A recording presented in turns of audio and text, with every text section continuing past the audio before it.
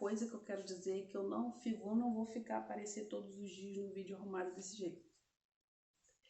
Porque hoje me preparei para fazer um outro material e acabou que eu tô toda maquiada, de brinco, perequetada, mas essa não é uma realidade da pessoa que está na quarentena, tá bem? Então, acho que um bom caminho pra gente começar é eu falar um pouquinho de como foi a minha transição capilar. Eu vou tentar ser breve, né, para os vídeos ficarem curtos.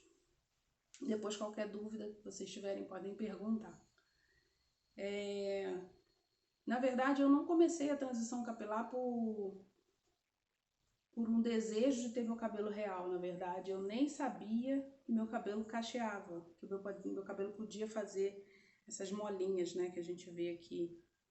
Ele não fazia isso, né? Ele era um bloco de coisa sem forma.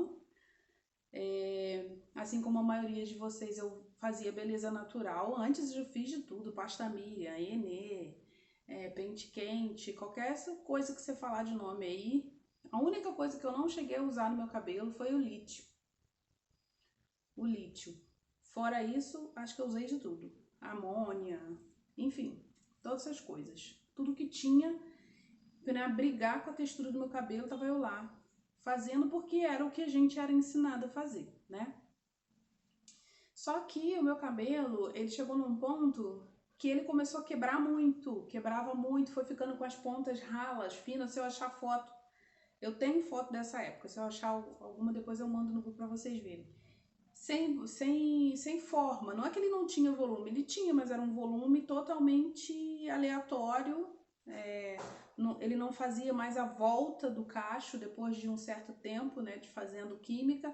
Ele passou a ficar algo meio que frisado, né? Eu tinha menos volume aqui, acho que uma foto que eu cheguei a mandar para vocês de antes e depois dá para ver. Não tinha volume na parte de cima e o volume acabava vindo aqui para a área dos ombros, que é o que acontece muito com quem faz química, porque retira o volume da raiz e o volume ele vem para as laterais aqui da orelha, né, ficando nessa região aqui sobre o ombro, quem tem o cabelo maior.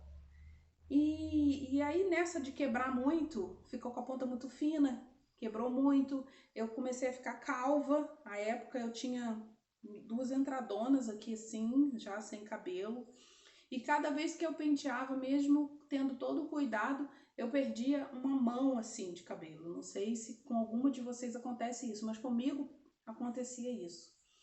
Sem contar que o meu couro cabeludo, ele toda vez que eu ia, né, fazer química, quando eu saía de lá com o meu couro cabeludo todo ferido, né, minando aquela aguinha, eu dormia no dia seguinte, estava aquilo tudo amassado, né, o cabelo colado na onde tinha feito a ferida no couro cabeludo, e aquilo não sarava, e 2 meses depois estava eu lá passando química sobre aquela superfície ferida, machucada. Mas não foram esses os motivos principais que me levaram a conhecer esse mundo do cabelo real. Uma amiga do trabalho, um dia, eu falando do cabelo dela, a gente não tinha nem tanta intimidade, depois ela acabou se tornando uma amiga.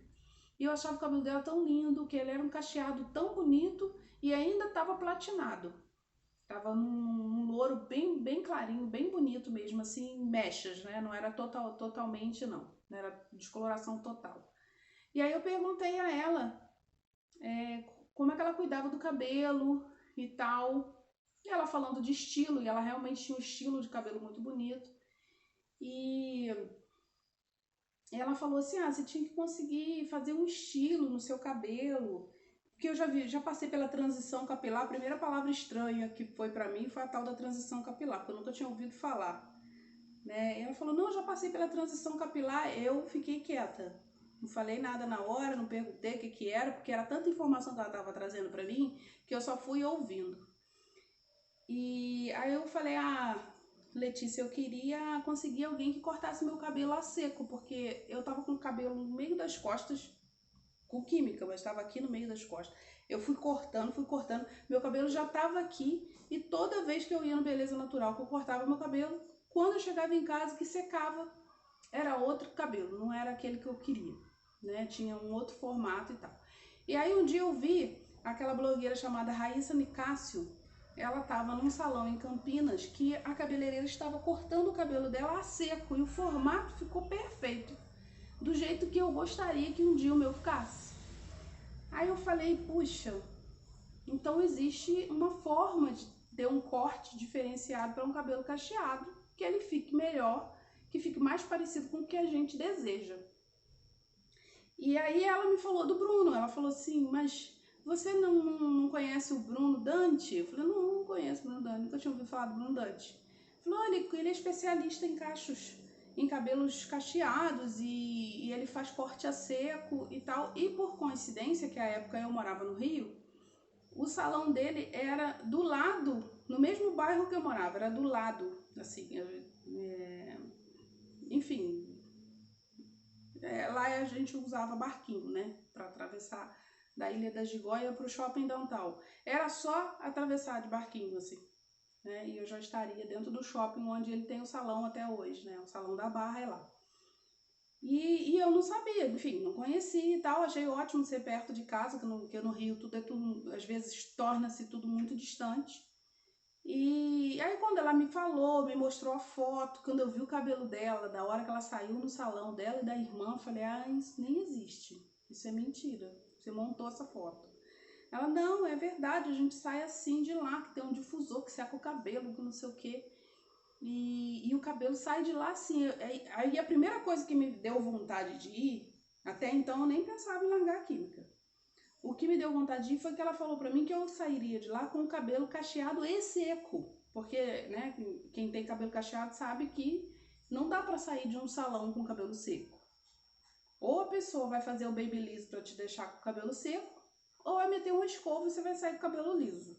Né? Mas o seu cabelo cacheado e seco, hidratado, lindo, o cabelo dela tava maravilhoso, da irmã também. Aí eu já quis marcar, aí na primeira oportunidade que eu tive, eu fui. E na nossa conversa, né, com ele, me perguntando qual era a minha intenção, a minha expectativa com o meu cabelo, eu falei, né, da questão de não ter mais o volume aqui, e o volume estava muito me incomodando nessa região e tal, e ele falou, mas por que você faz química no cabelo? Ah, eu faço química porque meu cabelo não define. Ele, não, todo cabelo define. Aí eu olhei pra ele e pensei, ele nem sabe que ele tá falando que ele não conhece o meu cabelo, né? Pra ele achar que todo cabelo define. Mas de verdade, depois que ele cortou, tirou um pouco daquele movimento, né? Deu um pouco mais de movimento no cabelo.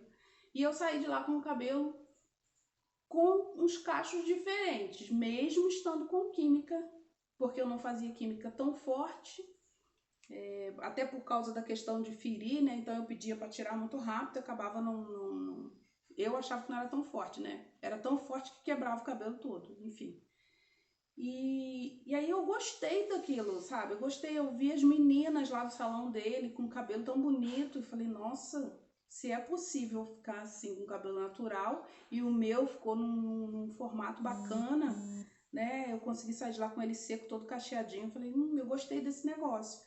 E ali eu decidi que eu ia fazer a transição capilar, com muito medo, como eu imagino que a maioria de vocês esteja, com muitas perguntas, com muitas dúvidas. Eu falava pro meu marido, será como que meu cabelo vai ficar? Será que vai ficar alto? Será que eu vou aguentar? Será que vai ficar muito alto? Será se eu vou conseguir pentear? Será como é que eu vou conseguir lidar com ele? Ele falou que define, mas é porque eu tava com muita química ainda, então eu não tinha o cabelo natural para eu ver como era o meu cabelo mesmo. Então todas as dúvidas do mundo pairavam sobre a minha cabeça, mas foi a melhor decisão que eu tomei de fazer minha transição capilar, porque da minha transição capilar é que eu fiz a minha transição profissional. Em outro momento a gente fala sobre isso. Mas o que eu queria trazer de experiência para vocês é parte de uma decisão e ela começa num incômodo que está dentro da gente ou das situações que a gente se submete para poder tentar ter um cabelo mais bonito, que a gente acha que é um padrão de beleza mais bonito. E aí, daí pra frente, a gente vai conversar sobre cabelo real, tá bem?